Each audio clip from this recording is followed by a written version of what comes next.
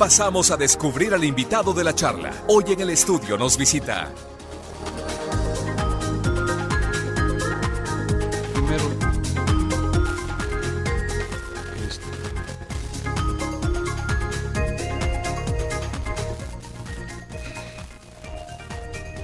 Noel Orellana, magistrado del Tribunal Supremo Electoral, es nuestro invitado de esta mañana a la charla de a primera hora de Radio 102.9. Tenemos 7:37 minutos. Reitero, Noel Orellana, magistrado del Tribunal Supremo Electoral, nos acompaña en cabina. Magistrado, bienvenido. Es un gusto que esté con nosotros esta mañana. muchas gracias. Buenos días, William.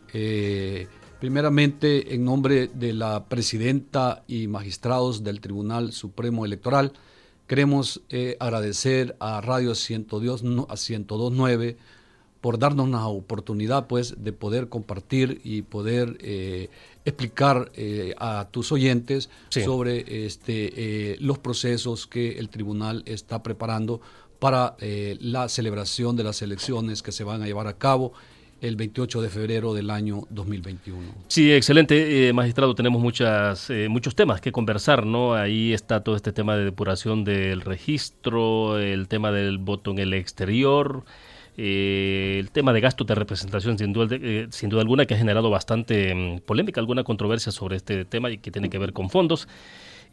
Presupuesto para la institución y, bueno, la parte de ciudadanización, digamos, de la Junta Receptora de Votos, que tiene que ver ya un poco con los preparativos. El calendario electoral, sin duda alguna, que es importante, ¿no? Pero entonces, lo que, en términos de calendario, lo que sí está fijo ya es, seguro, es 28 de febrero de 2021, elección para diputados, alcaldes y al Parlamento Centroamericano. Eso está definido, ¿no? Efectivamente, William, nosotros inclusive habíamos retrasado un poco la señalización de dicha fecha en razón de pues, que queríamos hacer alguna consulta con los actores principales de este evento, como son los diputados. El día martes tuvimos una reunión con la Comisión de Reformas Electorales y Constitucionales de la Asamblea Legislativa.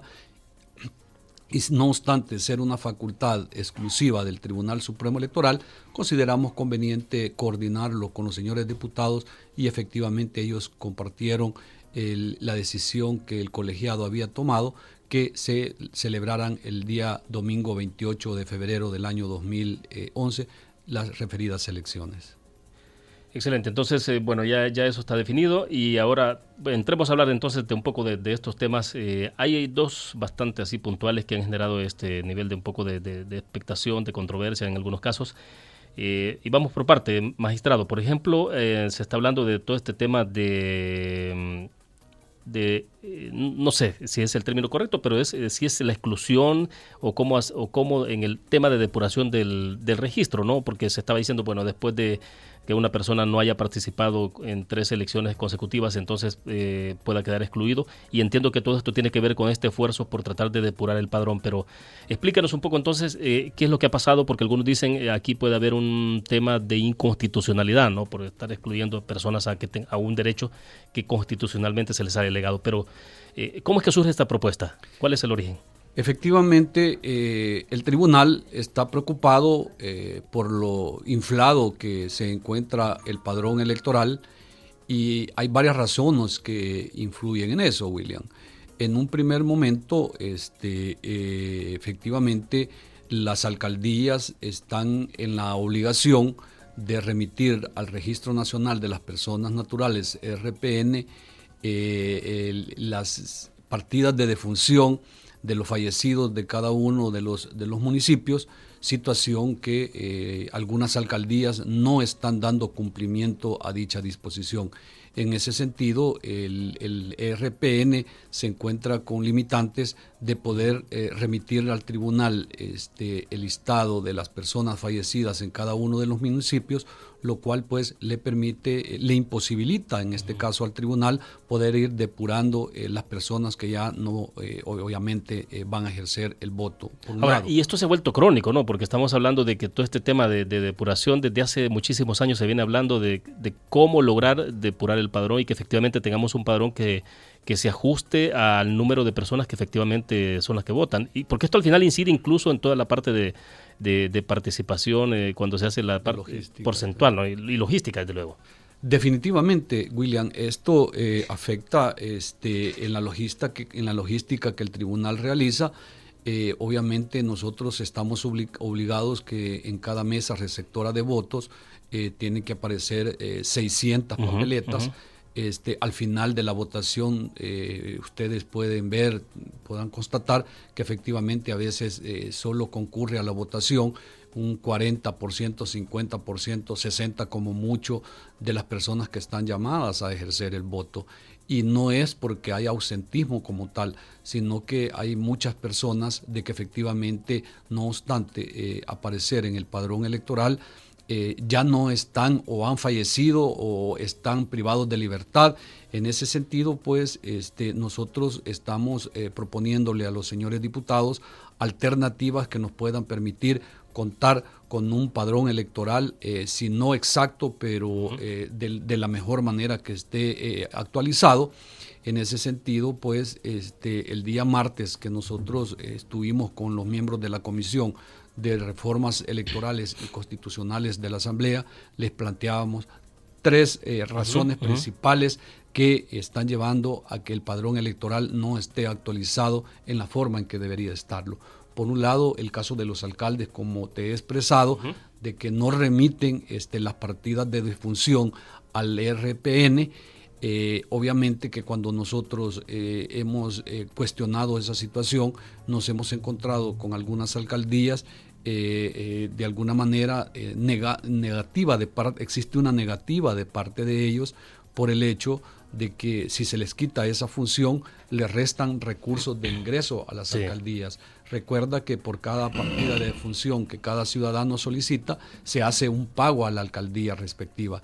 En ese sentido, pues, nosotros, si bien es cierto que nuestra intención no es quitarles esa función a los alcaldes, pero sí, de alguna manera, exigirles el que se le dé cumplimiento a la ley.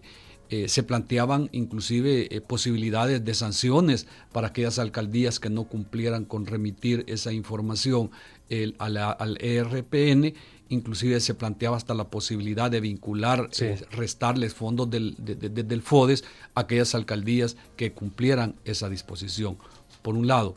Por otro lado, también el órgano judicial y principalmente algunos jueces tampoco, no obstante estar obligados a remitir al Registro Nacional de las Personas Naturales el listado de aquellas personas que han sido condenadas y por consiguiente han perdido sus derechos políticos, tampoco algunos jueces remiten esa información, y eso obviamente que conlleva a que el padrón electoral no aparezca como realmente debería de ser.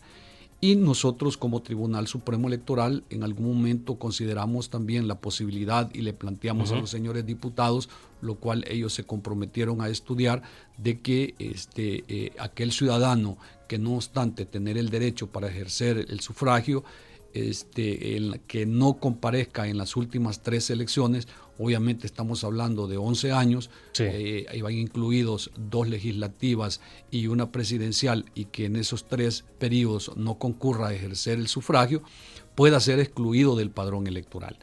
En ese sentido, nosotros hemos analizado a profundidad la propuesta, consideramos de que no se está violentando ningún derecho constitucional como se ha expresado, ya que la persona que en algún momento determinado crea de que ha sido excluido del padrón y pueda justificar que físicamente existe, pueda ser reincorporado al padrón electoral. Magistrado, estamos hablando entonces que sería de 3 elecciones consecutivas en las que la persona no haya participado. Es correcto, 3 elecciones consecutivas.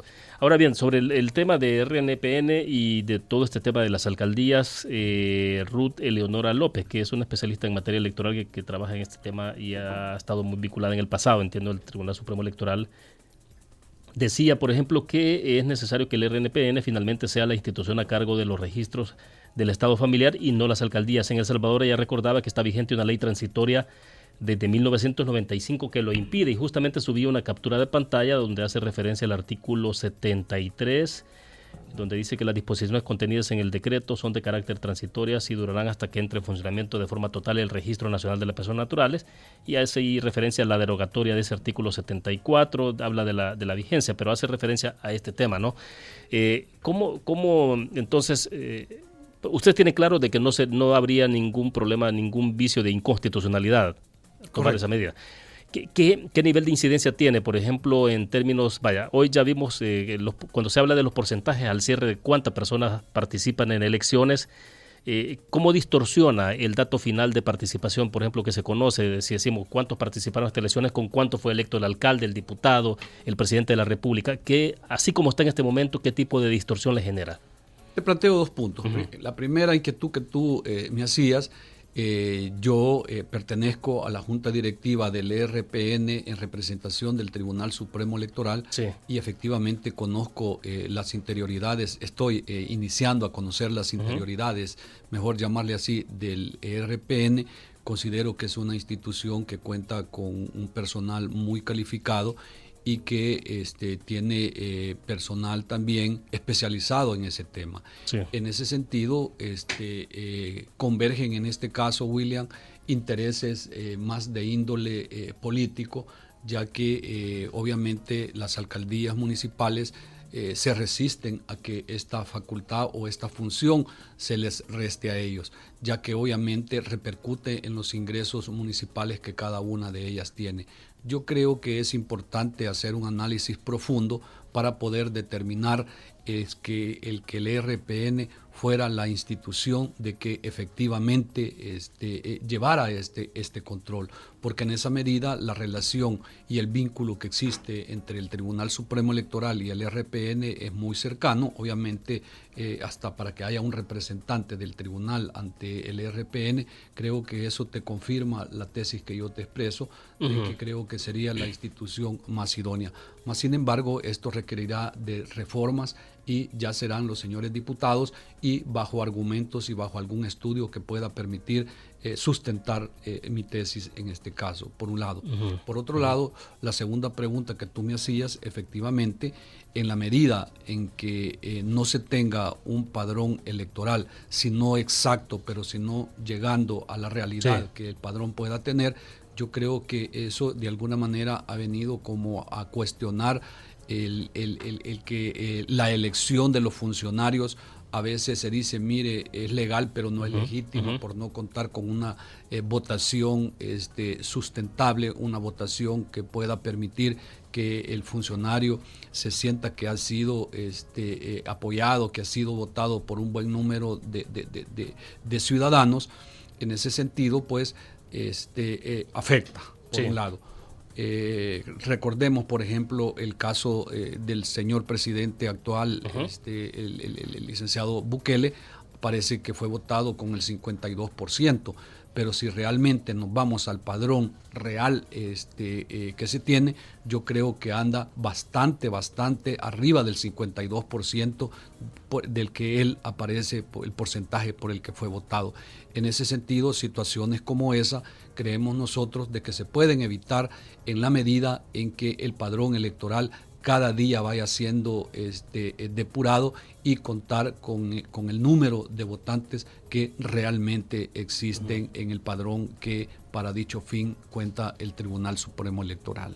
Entonces, para recapitular, usted pensaría que no es inconstitucional la propuesta, pero tampoco, decía usted, es que los está dejando a los ciudadanos sin la posibilidad de que puedan emitir el sufragio. Porque aquí, por ejemplo, Johan Quesada nos estaba escribiendo a través del WhatsApp, dice que en los casos que ninguno de los candidatos me es agradable para dar mi voto por él, y eso tampoco, dice, le da derecho, le da derecho de quitarme mi derecho a elegir, dice, cuando yo así lo quiera, porque está planteando un poco él dice la inconveniencia que tiene una disposición de esa naturaleza.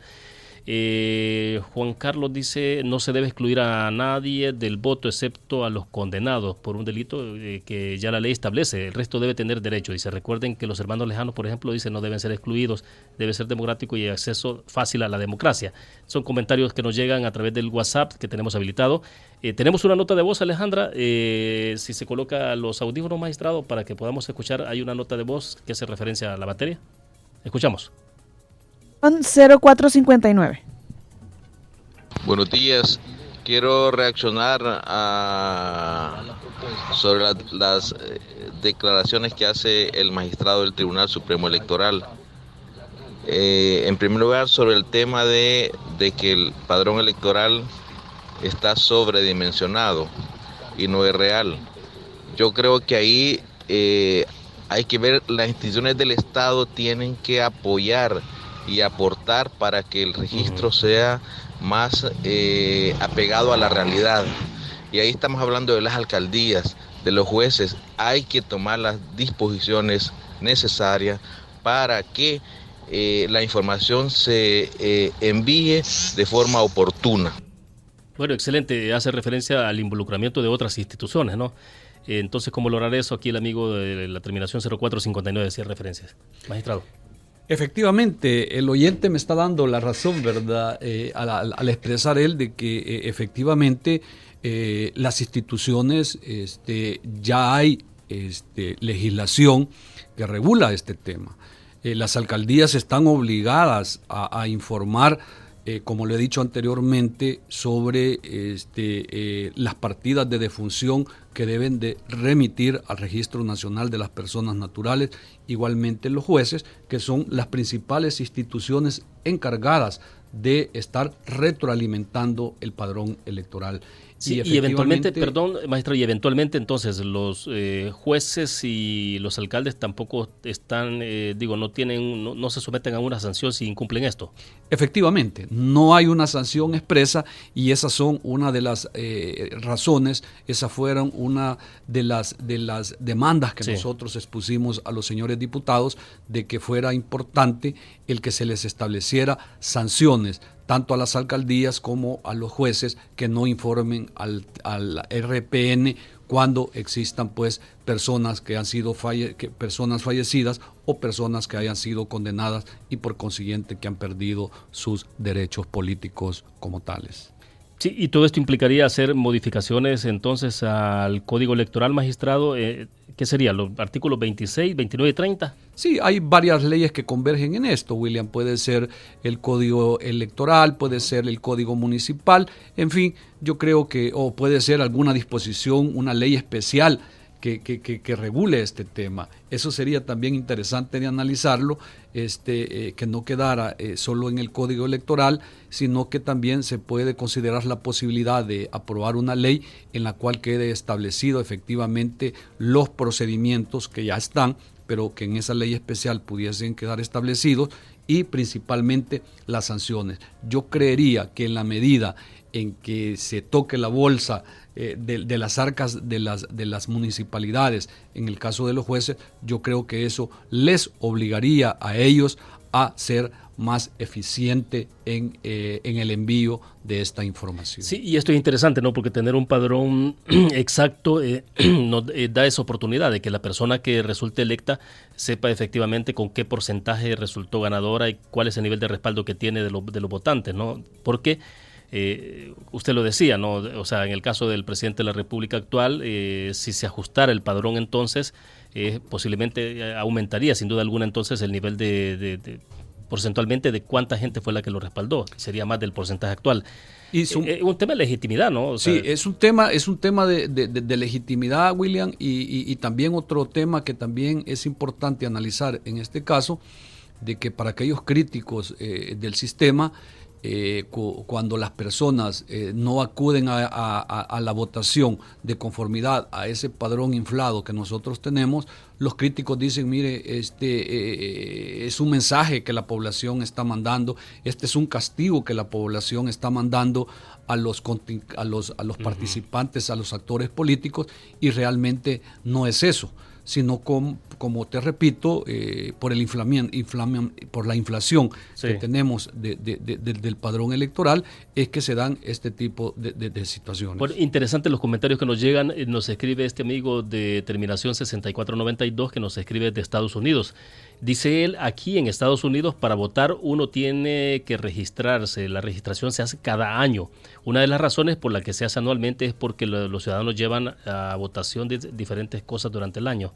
El que no se registra no vota. Pero bueno, aquí lo interesante, y rescato esta parte donde él habla de que cada año tiene que estarse registrando. O sea, Efectivamente, recordemos de que estamos hablando de polos opuestos, pues estamos hablando de los Estados Unidos, Sí. que entendería que el Tribunal Supremo Electoral, o como se le llame en los Estados Unidos, cuenta con un presupuesto que vamos a hablar posteriormente de eso, con los fondos necesarios que permita este tipo de situaciones como los que él plantea, que son súper interesantes.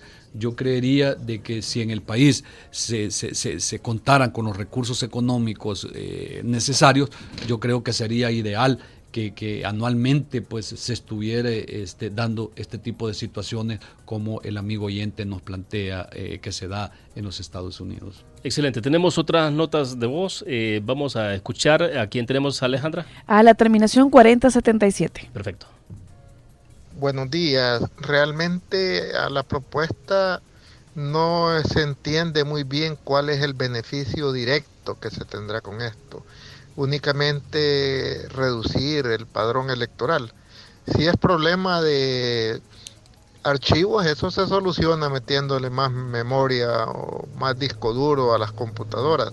Pero el tema que se mira es que, por ejemplo, nuestros compatriotas que viven en Estados Unidos desde hace 15 años y nunca han votado, automáticamente los van a sacar. ¿O no sería de esa forma? La verdad es que no es que se estaría, no pretendemos nosotros reducir el padrón electoral, sino que nosotros, nuestro esfuerzo es actualizar el padrón electoral. En ese sentido, yo creo de que se ha malinterpretado la propuesta que, debo de insistir, no es ninguna ley, es una propuesta que se va a presentar a la Asamblea Legislativa y en todo caso serán los señores diputados los que determinen la conveniencia o no de aprobar esta propuesta, sino lo que se busca es la actualización del padrón electoral. En ese sentido, nuestros conciudadanos que residen en el exterior tendrán todo el derecho de empadronarse para poder ejercer el sufragio en cada una de las elecciones. Bueno, vamos a ver, tratamos de avanzar un poco para que salgamos de este tema y pasemos a otros también que son importantes. Además tenemos otra nota de voz, es el de Rafael Riva, ¿no? Escuchamos a Rafael. Uh-huh. Hola, pero cabal como se está mencionando, ¿por qué no ponerle una sanción a los alcaldes y a los jueces o a quien tenga que ver en esto, en vez de quitarle el derecho a los votantes de ir a votar o no votar? Gracias. Bueno, ahí está. Él se inclina más por ese tema, ¿no? De cómo establecer ese nivel de sanción para los alcaldes o los jueces que no notifiquen. Sí, don Rafael, efectivamente, en el caso de las personas fallecidas y en el caso de las personas privadas de libertad y que obviamente purgan una condena, nosotros resolvemos el caso con lo planteado, las sanciones que se pondrían a las instituciones y a los jueces que no presentaran o que no remitieran esa información. El caso es de aquellas personas que no obstante estar vivas, estar con los derechos para ejercer el sufragio y que no acuden a las elecciones. Obviamente que yo en algún momento determinado como ciudadano puedo estar inconforme y no asistir a una elección, puedo estar inconforme y decidir no comparecer a una segunda elección, pero ya cuando una persona no ejerce ese derecho en una tercera elección, algo debe de estar pasando. Y con el propósito de incentivar o de alguna manera, si se quiere ver como sanción por no asistir a ejercer su voto, es que se está proponiendo esta propuesta, valga la redundancia. Sí. En ese sentido, la persona no pierde los derechos ciudadanos. La persona puede solicitar ser reincorporado nuevamente en el padrón para en el futuras elecciones poder ejercer tal derecho. Sí. Magistrado, más o menos cuál es, en términos porcentuales, cuál es la parte que más pesa. ¿Es lo que no notifican los alcaldes y jueces o los que deciden no participar ya tienen 3, 4 elecciones que han pasado y no han participado? El problema que no tenemos un dato exacto, porque efectivamente nosotros no sabemos si las personas que no van a las urnas a ejercer el sufragio el día de las elecciones es o porque no quieren asistir o porque han fallecido o porque están privadas de libertad. O sea que hay un nivel de incertidumbre bastante alto. Exactamente. Entonces, inclusive para nosotros como organismo electoral, se nos imposibilita, y aunque quisiéramos nosotros saber, no tenemos con certeza las razones por las cuales, precisamente por las razones que he explicado. Sí. En ese sentido, planteábamos inclusive la posibilidad de nosotros que a través de la Corporación de Municipalidades Comunes sostener reuniones también con los alcaldes para hacerles conciencia de la necesidad, porque al final ellos como funcionarios públicos también al final salen afectados y están vinculados directamente con la parte electoral por estar sometidos a una elección popular cada 3 años también los consejos municipales. Sí, y me parece que es relevante la parte que usted decía de que efectivamente ustedes al final de cuentas como Tribunal Supremo Electoral se preparan para el 100% de los votantes, ¿no? Es decir, todo eso implica logística, 600 votos por JRB, ¿no? JRB. Y entonces, y al final de cuentas, ahí hay un porcentaje importante que no va a votar por esos motivos que usted dice. O sea, si no, ¿ustedes les permitiría eso reducir, por ejemplo, de 600 a 400 las juntas receptoras de votos y todo eso? Claro. Tú, William, te puedes imaginar la seguridad, la clase de papel que lleva cada papeleta. Por ejemplo, nosotros para estas elecciones del 2021 tenemos que emitir aproximadamente 18 millones de papeletas, porque se estima de que en el padrón vamos a tener un aproximado de 6 millones de personas aptas para votar. En ese sentido, vas a tener que tener 6 millones de papeletas para diputados a la Asamblea Legislativa, 6 millones de papeletas para diputados al Parlamento Centroamericano y 6 millones de papeletas para consejos municipales. Tú te imaginas el costo y el gasto en que el Estado incurre y al final solo concurre a la votación un 50-51% de la votación, y obviamente nosotros no podemos limitar, no darle a una urna las 600 papeletas, porque puedas dar el caso en que concurran a votar el 100% de las personas que están habilitadas para votar a la urna correspondiente. Sí, sería un buen ejercicio, ¿no? Conocer qué implicaciones tiene en términos económicos todo esto, la contabilidad, por ejemplo, del promedio de gente que participa, cuántas papeletas quedan ahí inutilizables, precisamente porque no se han llegado. No sé si tienen eso, pero sería interesante tener un dato de contabilidad, porque sí es bastante dinero finalmente. Efectivamente, William, yo te puedo hacer llegar ese dato. Nosotros lo tenemos en el tribunal. Es una cantidad exorbitante, es una cantidad que te va a sorprender, y lo más lamentable, que la misma ley establece que el día de las elecciones, después que se termina de contar los votos en cada una de las urnas, están obligados los miembros de las juntas receptoras a romper el resto de papeletas que no han sido utilizadas, precisamente para evitar pues de que puedan ser llenadas en algún momento fraudulentamente en un momento determinado. Bueno, excelente. Bueno, Manu, nuestro amigo aquí, operador que está del otro lado, tenía una inquietud, ¿no? Lo que pasa es que siento que la gente quizás ha confundido el derecho de... Lo toma como que es un derecho el no asistir. Si a alguien no le gusta una fórmula, ya sea presidencial o de diputados, lo que tiene que hacer es ir y anular su voto o dejar su papeleta en blanco, mancharla, lo que sea, pero el no asistir no es un derecho. La ley le obliga a que usted tiene que ir y demostrar que no es, si no le gusta ninguna, ir y hacer cumplir su voto. Lo que pasa es que como que es más cómodo agarrar ese día para la playa y agarrar, yo digo, una vez que una persona no vaya, ninguna le hizo clic, dice uno, bueno, que vaya, pero que ya dos presidenciales, 2 de diputados, entonces es un gasto por gusto estar sacando un padrón, ponerle papeleta a una persona que realmente hasta que le llegue la fórmula que él quiera va a aparecer y va a votar. Realmente creo que no debería ser así, pues. Bueno, ahí está la opinión ciudadana con Manu, sí, ¿no? Efectivamente. Para que le dé respuesta, magistrado, y escuchamos también una nota de voz, porque tenemos que hacer el cierre, ¿no? de este segmento. Ya son las 8:06. Díganos, magistrado.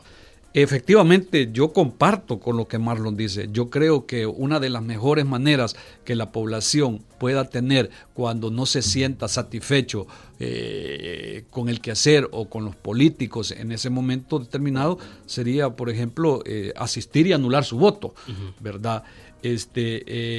Afortunadamente, en nuestro marco constitucional, el acudir a las urnas es un derecho.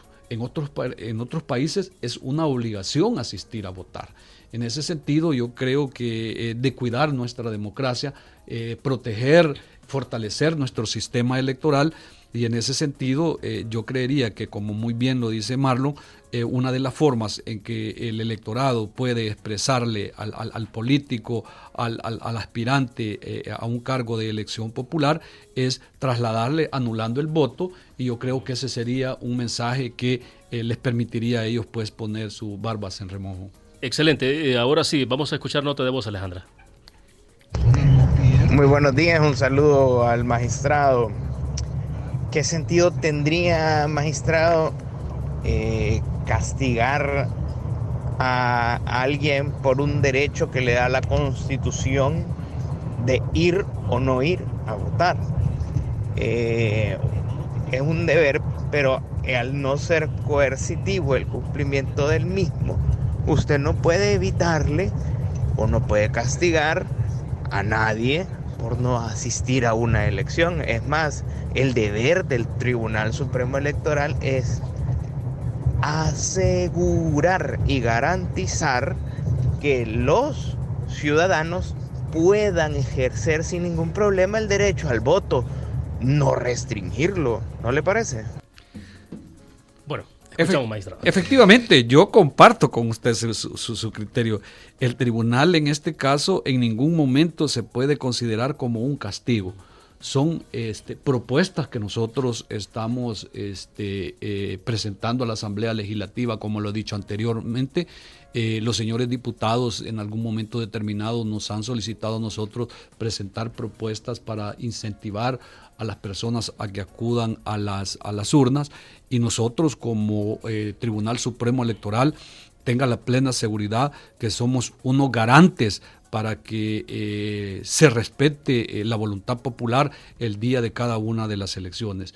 En ese sentido, no pretendemos que se castigue, sino que son medidas que nosotros estamos tomando, como se ha dicho anteriormente, William, para tener un padrón electoral real y no un padrón electoral ficticio que se puede considerar que en este momento se tiene. Sí, excelente. Solo leo un par de comentarios acá porque ahora sí vamos a irnos a la pausa. El amigo que está en Dallas nos está escribiendo, en Dallas, Estados Unidos, dice, interesante tema.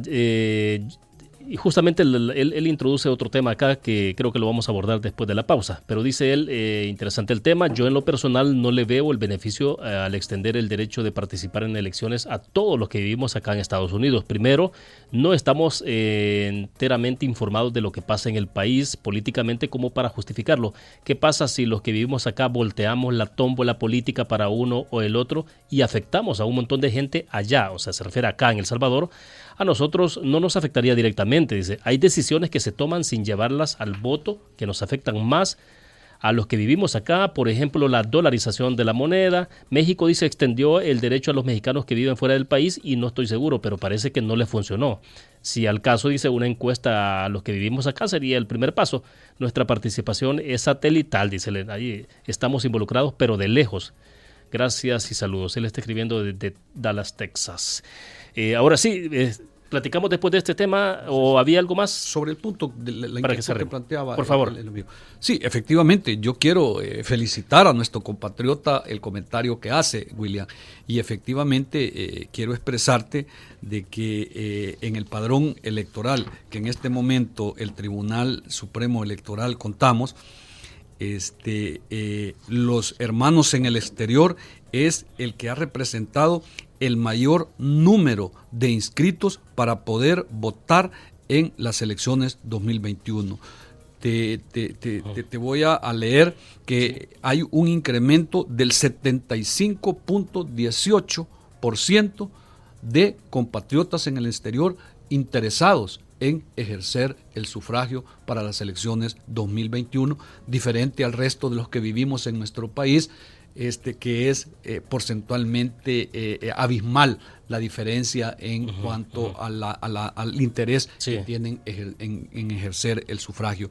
En ese sentido, vayan mis felicitaciones a nuestros compatriotas en el exterior, el interés que ellos están poniendo de poder participar y de poder fortalecer el sistema democrático electoral de nuestro país. Ahora, este es interés, es intención lo que están midiendo, ¿no? Porque en términos concretos del nivel de participación que se ha tenido hasta ahora ha sido bastante bajo.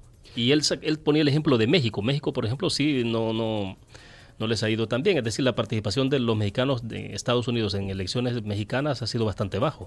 Sí, pero yo entendería que si hay un interés de inscribirse para poder tener el derecho, es que hay intenciones. Esperaría que se traduzca en hechos prácticos. En hechos prácticos, obviamente. Bueno, interesante, ¿no? Ahora sí, 8:12, nos pasamos, pero tenemos otros temas también que abordar con el magistrado del Tribunal Supremo Electoral, Noel Orellana.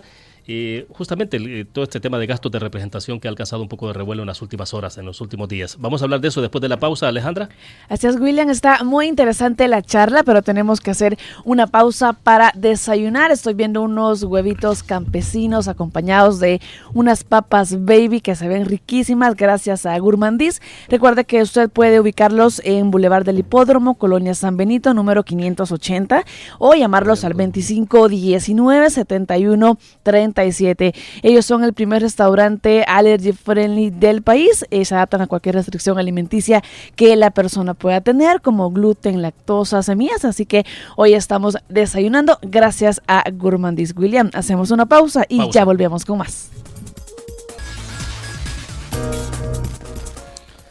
8:22, continuamos en la charla de a primera hora de Radio 102.9. Noel Orellana, magistrado del Tribunal Supremo Electoral, es nuestro invitado la mañana de este jueves.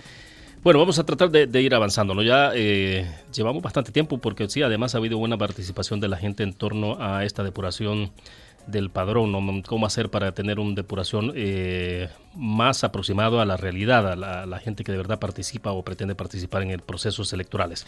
Pues bien, tenemos el otro tema, ¿no?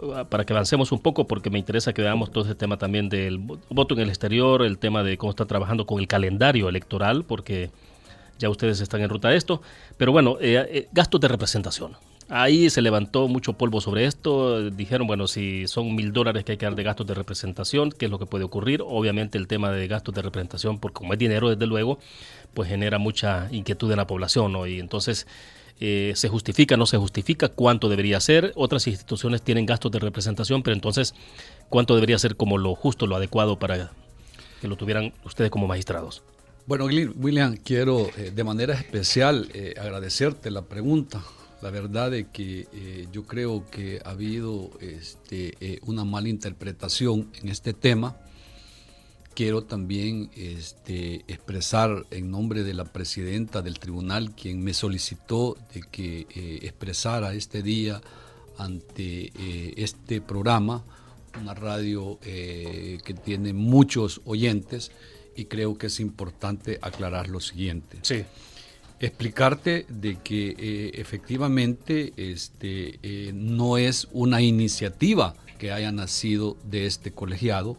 Uh-huh. Yo te puedo mostrar, William, y te voy a dejar copia aquí por si los amigos oyentes quieren tener acceso a este documento. Nosotros nos encontramos cuando llegamos al tribunal un acuerdo fechado 5 de enero del año 2016 en las que el colegiado anterior había acordado asignar gastos de representación, de los cuales obviamente no es una justificación. Uh-huh. Todos los funcionarios públicos tienen este derecho, si se quiere llamar uh-huh. así.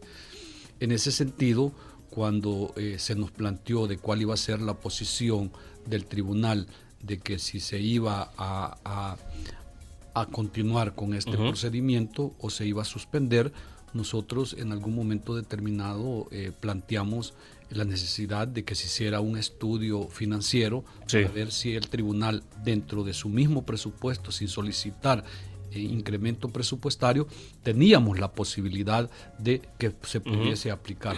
En aquel momento no se habló ni de cantidades ni de porcentajes, y efectivamente nosotros consideramos hacer algunas consultas con el ministro de Hacienda también, y quiero aprovechar también para desvincular al señor ministro de Hacienda de que no ha habido ningún compromiso de parte de él de que nos iba a apoyar o que nos iba a asignar los recursos para financiar estos gastos de representación que nosotros habíamos solicitado o le habíamos dado continuidad a lo que el organismo anterior había iniciado. En ese sentido, yo creo importante y consciente también de que el país no pasa por su mejor momento económicamente hablando, y nosotros estamos también en la política de austeridad, y en ese sentido pues la presidenta me solicitó de que expresara después que el tribunal va a desistir de continuar con este proceso que había iniciado el organismo anterior, y que de lo cual pues nosotros como actuales autoridades obviamente nos desvinculamos de las decisiones que se habían tomado en administraciones anteriores. Ahora bien, magistrado, pero entonces, ¿cómo harán cuando vengan delegaciones para atender? ¿Se puede generar un fondo ahí de no sé, caja chica o de otro mecanismo entonces? Porque efectivamente, no todas las instituciones reciben delegaciones cuando vienen funcionarios. Ustedes tienen, habitualmente viene gente de otros países o expertos y tienen que atenderlos. Entonces, ¿cómo harán con eso? Sí, la verdad es que nosotros nos tenemos que ajustar a una realidad, William. Definitivamente el tribunal es invitado en reiteradas oportunidades por diferentes países para asistir a sus eventos electorales. Se nos da una atención de primer nivel, pero en este caso el tribunal no cuenta con cajas chicas. Recordad que las cajas chicas han sido cuestionadas pues por el abuso que han habido de algunos funcionarios. En ese sentido el tribunal no cuenta con caja chica alguno, y en ese sentido pues tomaremos las medidas que nosotros creamos conveniente y ajustarnos a la realidad presupuestaria con que la institución cuenta, y obviamente de que nosotros creemos de que tal vez pudo haberse justificado en algún momento determinado, pues, pero de alguna manera la población ha cuestionado estos inicios de que se asignaran estos recursos, y obviamente pues que el tribunal puede en algún momento determinado ha considerado conveniente ya no continuar con ese proceso, en razón pues conscientes de las limitantes presupuestarias con que se cuenta. Sí. Y veremos pues en algún momento determinado, cuando delegaciones de países amigos nos visitan, ver de qué manera se puede sufragar esas necesidades para darles las atenciones que estos funcionarios merecen. Sí, entonces esto implicaría de que no se incluirá ninguna partida o algo por el estilo en el presupuesto que se solicite. Definitivamente que nosotros, como repito, hemos desistido de eso, y no es que hemos desistido, sino que no vamos a continuar dándole seguimiento a lo que los organismos anteriores habían solicitado, y pues para nosotros va a ser un caso cerrado.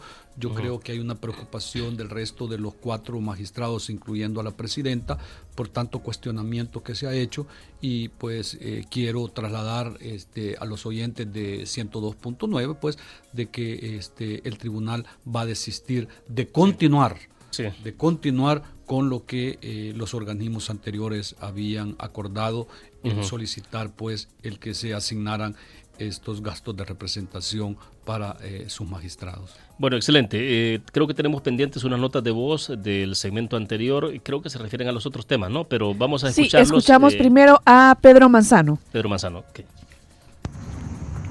Buenos días, señores, y con todo respeto al magistrado que se encuentra allí, yo mi pregunta es, y mi opinión, yo no estoy de acuerdo en que el tribunal elija gente a las juntas receptoras de votos cuando la gente a veces ni lo sabe, y a veces no saben ni qué van a llegar a hacer, más con ese tema tan engorroso de la elección para diputados, ese es el problema. Entonces a veces en las juntas receptoras de votos se dan ese tipo de problemas que la gente no haya cómo resolver a última hora el acta de cierre porque es muy controversial. Entonces hay gente que no tiene la capacidad y los partidos políticos también a veces ponen gente que no está capacitada. Entonces yo simplemente quiero decirles que no pueden obligar a alguien a que vaya a servir a una mesa solo porque a ellos se les ocurre y si no va le ponen la multa. No, entonces ¿en qué estamos si la gente a veces ni empleo tiene? Pasen buenos días. Bueno, excelente. Él introdujo otros temas, ¿no?, que no habíamos abordado, y esto me lleva a ver el tema también de ciudadanización de la JRB. Pero bueno, el amigo tocaba otros temas. Creo que escuchamos la respuesta del magistrado y después la otra nota de voz. Don Pedro, yo efectivamente comparto con usted su sentir. Quiero decirle de que no es el Tribunal Supremo Electoral el que obliga a las personas a que asistan a las juntas receptoras de voto. La ley así lo establece y le da esa facultad al Tribunal Supremo Electoral para que se designen a los miembros que van a estar en las juntas receptoras de votos el día de las elecciones, por un lado. Por otro lado, sobre la despartidización de las juntas receptoras de votos, en las que ahí sí casi se va a obligar a las personas para que asistan, serán los señores diputados los que van a analizar y los que van a determinar lo más conveniente en este caso. En ese sentido, pues, también nosotros como Tribunal Supremo Electoral vamos a tocar, me imagino, William, el tema del presupuesto, que realmente sí, claro, es un presupuesto limitado de que en algún momento determinado, no obstante que la ley nos obliga a nosotros a que tenemos que capacitar a todas aquellas personas que van a estar en las mesas receptoras de voto el día de las elecciones, no se cuenta con los recursos necesarios para poder financiar este tipo de capacitaciones en un 100% como nosotros quisiéramos. Bien, excelente. Ahora sí creo que entonces escuchamos la siguiente nota de voz. Escuchamos a la terminación 3449. Buenos días y un saludo a su invitado y a la audiencia. Así como dijo el señor anterior, yo no considero que de parte del Tribunal Supremo Electoral se esté invitando a anular el voto o a hacer cuestiones de castigo, ni como tampoco lo considero de cualquier institución u organismo privado. En este sentido, no tenemos una ley que garantice que realmente un voto nulo o un voto hacia otra bandera sea realmente un castigo. ¿En qué sentido? Realmente en las elecciones anteriores se castigó, por decirlo así, al FMLN, pero se premió a Arena. Y así, pues, ni estábamos bien con unos ni con otros, y realmente no es un castigo, sino que cambiamos de un bando a otro. Bueno, esa otra opinión entonces, magistrado. Sí, yo creo que me malinterpretó cuando yo hice alusión al tema de la anulación del voto. En ningún momento la idea del tribunal es invitar a las personas a que anulen el voto. Al contrario, nuestro compromiso es invitar a la población a que salga el día de las elecciones a emitir su voto, a votar por aquel o aquellos candidatos que ellos estimen que son los más indicados para estar en la Asamblea Legislativa, para estar en el Parlamento Centroamericano y en los consejos municipales. En ese sentido, en ningún momento yo he expresado de que la gente incurra o recurra a las urnas a anular su voto de ninguna manera. Lo ideal es que la población acuda a las elecciones a emitir su voto por sus candidatos de su preferencia. Bueno, excelente. Luis Menéndez, que nos escribe desde New Jersey, dice una pregunta para el invitado. ¿Qué está haciendo el colegiado electoral para implementar el voto electrónico? Y aquí nos lleva a entrar en los otros temas, ¿no? Y ya en perspectiva un poco de los preparativos, podemos hablar en lo que viene también de todo el tema de calendario electoral, magistrado. Ese tema se ha planteado dentro del tribunal Obviamente es un tema bien complejo, es un sistema que, si bien es cierto, la tecnología ahora nos obliga a actualizarnos, se están haciendo estudios dentro del tribunal para presentar propuestas en algún momento determinado a la Asamblea Legislativa para considerar esa posibilidad.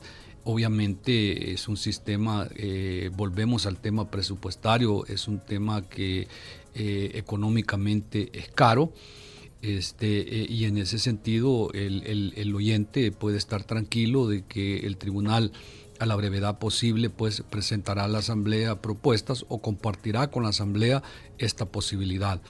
En estos momentos, por ejemplo, nos encontramos nosotros en la disyuntiva y se los planteamos a los señores diputados la posibilidad de que se implemente el sistema electrónico para el conteo del voto el día de las elecciones, porque eso es una de las urgencias que nosotros le planteamos a los señores diputados, es la preocupación que nosotros tenemos, que aún no tenemos definido cómo va a ser el conteo el día de las elecciones.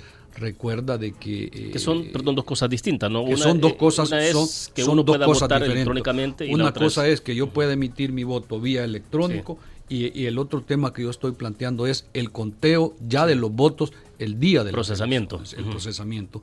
En ese sentido, pues, volviendo a la pregunta que hacía el oyente, yo comparto con él la necesidad de actualizarnos como en otros países se hace, pero esto obviamente requerirá de algunos estudios de toda índole que permita, pues, al tribunal contar con esa herramienta que creo que es fundamental para el fortalecimiento de nuestra democracia y la participación de los votantes. Sí, explíquenos entonces, en términos de presupuesto, cuánto es lo que se está presupuestando para las elecciones que vienen, lo que se está solicitando, y ya hablemos del calendario, cómo están avanzando en este momento, en qué estado se encuentra el calendario electoral en ejecución. Efectivamente, William, una de las discusiones o uno de los intercambios que nosotros hacíamos con los señores diputados es que efectivamente el Código Electoral le da autonomía presupuestaria al tribunal, pero es una disposición, como decimos, letra muerta. Definitivamente que no se le da cumplimiento. El Ministerio de Hacienda nos da un techo presupuestario del cual nosotros no nos podemos sobrepasar. El actual presupuesto ordinario es de aproximadamente $8 millones, y para el próximo año aproximadamente andará por los $9 millones. Quiero decirte que en las últimas 3 elecciones, en las elecciones 2015, 2018 y 2019, el Ministerio de Hacienda recortó un aproximado de $30.323.368 respecto a los montos solicitados por el Tribunal Supremo Electoral. Tú te imaginarás lo que eso significa, algunos proyectos que se dejan de ejecutar por esos recortes presupuestarios. Inclusive hay eventos que se financian con presupuesto ordinario y hay procedimientos que se financian con presupuestos ordinarios. Por ejemplo, te voy a plantear 3 casos. Sí. El plan de mantenimiento cartográfico, ese se financia con presupuesto ordinario. El plan de inicio del cierre del registro electoral y la consulta ciudadana también se financia con presupuesto ordinario. El plan de comunicación electoral se financia con presupuesto ordinario. El plan de mantenimiento cartográfico es tan importante ya que consiste en verificar las vías de acceso de los centros de votación, si son aptos para su funcionamiento, si actualmente son viables para los votantes, se verifica que no haya incrementado el número de votantes, el plan de inicio del registro, del cierre del registro electoral y consulta ciudadana, el cual pues tiene por objeto que la población conozca el lugar en que ejercerá el voto o si necesita o si va a haber algún cambio del centro de votación. Tú habrás visto que previo a las elecciones andan delegados del Tribunal Supremo Electoral, se abocan a las personas diciéndole su número de DUI, le toca en esta urna, le toca en este centro de votación, y obviamente todos estos recortes presupuestarios de alguna manera influyen en que el tribunal no cumpla a cabalidad con todo lo que la ley le mandata. Sí. Obviamente nosotros no estoy responsabilizando a nadie en particular, conscientes nuevamente nosotros de las limitantes de los fondos con que se cuenta, pero yo creería de que al Tribunal Supremo Electoral se le debería de dar énfasis, no por el hecho de ser tribunal que se van a ejecutar esos recursos de manera responsable, sino que para fortalecer ese proceso democrático y de alguna manera pues de que el ciudadano se sienta tranquilo de que el árbitro electoral en este caso está realizando actividades de acuerdo a lo que la ley nos mandata. Sí, lo que lo que se va a gastar directamente en las elecciones que vienen para 2021, ¿a cuántos millones puede ascender y cuánto sería más o menos el costo por voto? Nosotros en ese sentido tenemos un calendario, que tiene más o menos 30 etapas, de que incluye un proceso antes de las elecciones, el día de las elecciones y después de las elecciones. En ese sentido, nosotros hemos considerado que se puede solicitar, es un aproximado, no estoy casándome con una cantidad exacta, que puede andar entre los 40 y 45 millones el presupuesto extraordinario que el Tribunal Supremo Electoral requeriría para darle cumplimiento a la ley. Sumado a eso, William, creo que es importante, se lo trasladamos a los señores diputados, la definición de 2 puntos fundamentales en esto. Uno es el caso del conteo de los votos el día de las elecciones, que se nos defina si va a ser conteo como tradicionalmente se hace o se van a tomar otras alternativas que permita pues que el Tribunal Supremo Electoral con un sistema tecnológico pueda en un lapso de 11 de la noche poder estar dando ya datos preliminares que nos permita saber cómo podían estar conformadas la Asamblea Legislativa y los consejos municipales como tal. En estos casos ustedes harán su propia propuesta de qué es lo que consideran más viable, pero dependerá de Asamblea Legislativa entonces. Sí, definitivamente nosotros planteábamos a la Asamblea Legislativa dentro de 9 propuestas que nosotros llevábamos, 3 o 4 que a nuestro juicio son de mayor prioridad. Una, que se nos defina la manera en que el voto va a ser contado el día de las elecciones. 2, el tema del voto de nuestros conciudadanos, de nuestros hermanos en el exterior. Creo que eso es importante. 3, el tema del presupuesto. Y 4, la ciudadanización de las juntas receptoras de voto. Pero principalmente son 3 pilares que le significaría al Tribunal Supremo Electoral y al país un costo económico relativamente significativo. Sí, ahora bien, todo tiene un costo, ¿no? La democracia también tiene un costo, y en términos de participación esto es importante porque también hay que designar, recursos para todo esto, ¿no? Que eventualmente no ha habido ningún acercamiento, o sí, con Hacienda para determinar. Usted dice, ya tienen un techo, ¿no? Pero ¿es posible que se supere el techo o no? Nosotros nos hemos reunido, la señora presidenta me pidió de que le acompañara a una reunión, a una audiencia que ella había solicitado con el ministro de Hacienda, con el licenciado Nelson Fuentes. Nos reunimos con él. Nosotros nos vinimos satisfechos, la anuencia de parte de él, consciente él de la necesidad de fortalecer el sistema democrático de nuestro país, pero también obviamente que es comprensible, pues como ministro él tiene limitantes y nos decía pues que dependemos también de la capacidad económica que el Estado tiene. En ese sentido pues él nos externó de que existía toda la disponibilidad del Ministerio de Hacienda, dentro de sus limitantes pues apoyar al Tribunal Supremo Electoral, y eso mismo le hemos trasladado a los señores diputados y ellos se han comprometido con nosotros también gestionar e intervenir para que se nos asigne el presupuesto que realmente, al menos si no es el 100% de lo que el tribunal solicita, sea una cantidad significativa. ¿Por qué te digo esto? Porque al final, si hubiera alguna falla, el señalado va a ser el Tribunal Supremo Electoral, y es lo que menos nosotros queremos.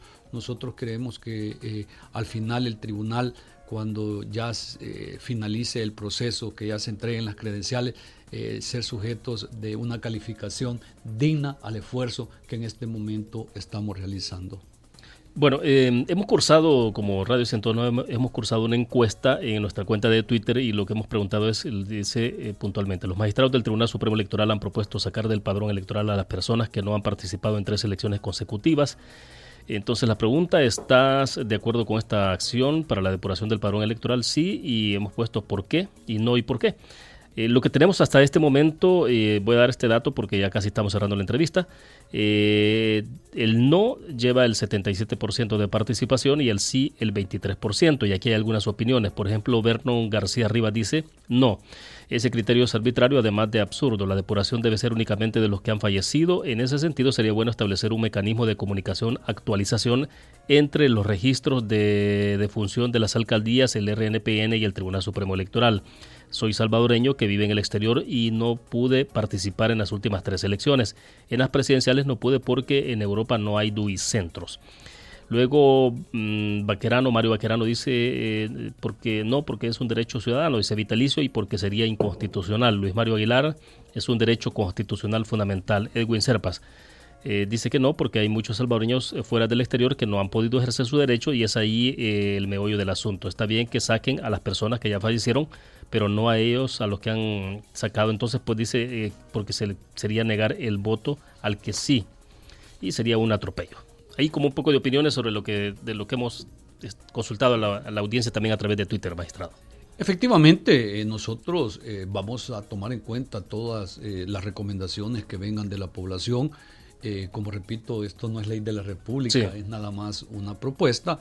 Y si en algún momento determinado pues los señores diputados creen que no tiene el sustento legal para ser aprobada, obviamente que el tribunal, en ese sentido, nosotros somos administradores de justicia electoral, y en ese sentido estamos a la disponibilidad de lo que las leyes nos mandatan.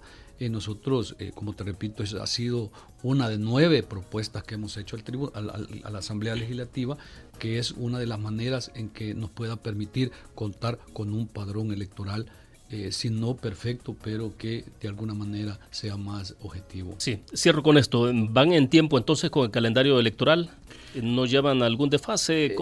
Vamos en tiempo. Van en tiempo. Vamos en tiempo, pero principalmente, reitero, se les ha pedido a los señores diputados pues qué reformas vienen, qué reformas, el voto en el exterior, por ejemplo, cómo se va a definir la sala de lo constitucional. Porque esa parte sí es estrictamente los diputados, tendrán que definir cómo, ¿no? Definitivamente. Pero ustedes están dando recomendaciones también. Nosotros estamos dando aportes, y creo que estamos dando aportes importantes a los señores diputados. Nosotros como ente especializado, si quiere llamarse así, en temas electorales, creo que los señores diputados se están apoyando mucho en nosotros, y estamos nosotros haciendo esfuerzo también para poderle brindar a ellos elementos que les pueda permitir legislar sobre ese tema.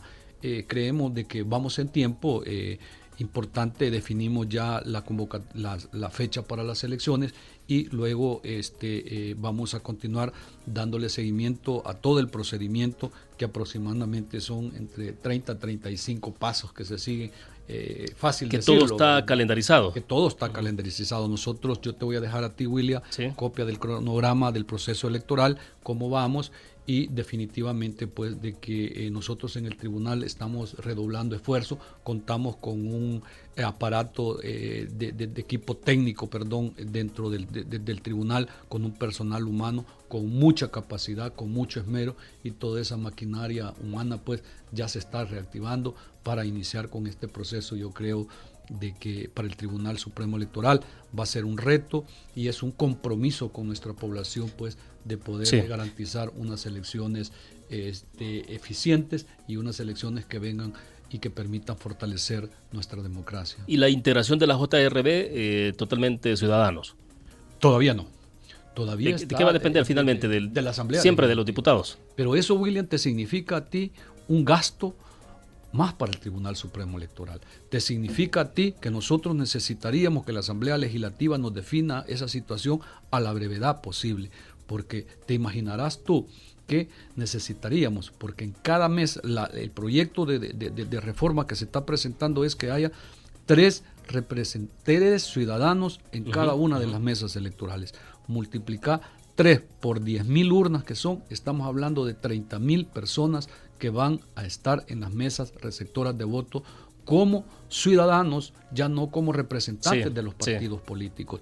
En ese sentido, nosotros tenemos que prepararnos para capacitar a esas 30.000 personas. Que eso eventualmente lo hacen los partidos. Que eso generalmente lo hacen los partidos en conjunto con el apoyo también del tribunal. Sí, pero en este caso sería una obligación exclusiva del Tribunal Supremo Electoral definir la capacitación de esas 30.000 personas, la alimentación de esas 30.000 personas, si se les va a pagar por participar en las mesas receptoras de voto.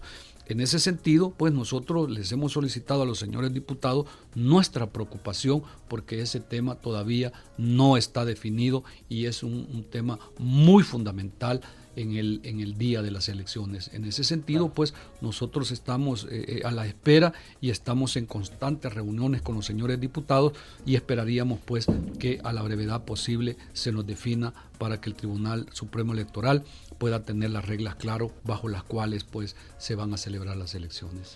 Bueno, excelente, magistrado. Gracias por acompañarnos esta mañana acá en 102.9. Esperamos que, bueno, esta no sea ni la primera ni la última, sino que, bueno, viene mucho por delante, ¿no? Y esperamos contar con la participación suya porque ya ve que la población pues necesita tener esta información de primera mano y la orientación, la información de parte de ustedes que siempre es vital en estos procesos democráticos.